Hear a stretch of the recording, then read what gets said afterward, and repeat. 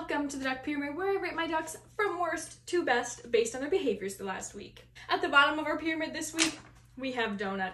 Donut, yet again, was absolutely awful this past week. And as some of you guys may know, she's the only duck that's not allowed to put herself to bed at night. So the other night, I carried her to bed, put her in bed, left the door open a crack so the other ducks can put themselves to bed, and guess who comes flying out of the crack? Yeah, I mean, not only did she fly out, she then wouldn't go to bed. Meanwhile, every other duck was just like, oh right, it's bedtime. Scary, darkness, let's go to bed. Donut was like, I'm gonna run laps around the pen and you're gonna chase me and try and catch me, but you can't catch me because I'm a duck and I'm faster than you. So, yeah, Donut's probably gonna be here for a long time. And next up, we have Mr. Whip. Even though he did so well last week, unfortunately, he just plummeted again because he was doing a lot of chasing all of the lady ducks this past week. And like, technically it still could be mating season, but like, I thought we were over that a month ago. Like, you guys molted, you lost your feathers, your behavior was pretty good. Like, we need to move on now. We're basically coming into winter, so work on that, Mr. Whip. And next up, we have Chip. Even after Chip was our top duck last week, unfortunately, he has fallen. As some of you guys may know from previous duck pyramids, Chip used to have a really bad habit of taking all of his bedding and putting it in his water bowl so he had no more water to drink in the middle of the night. But for the last couple of weeks, he hadn't been doing that at all, and we were so proud of him. Well, guess what I saw when I woke up this morning? No water. Just wet, soggy bedding in there, so sorry, Chip, but.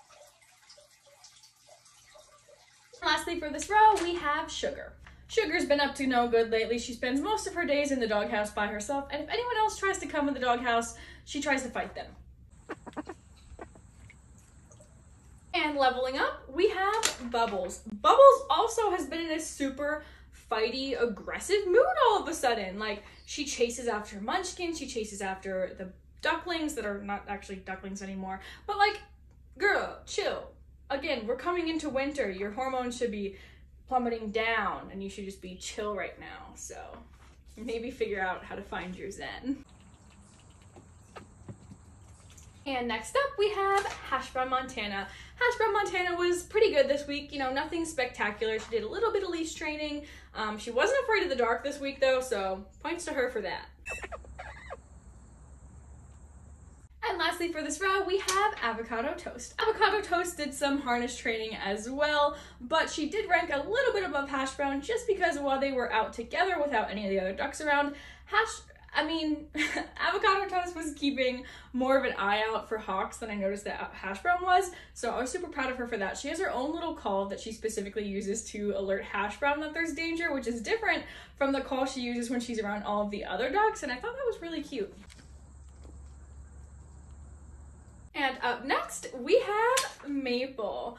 Maple is actually starting to get really green. He's not all the way there yet, but I think, fingers crossed, he will be pretty much all the way green really soon, and then we should be able to have our duck wedding. Really, I just want to make sure that he's recognizable in his own wedding photos, because sometimes when he's in his molting like phase and he looks more brown, people don't realize that he's actually Maple and not a different duck.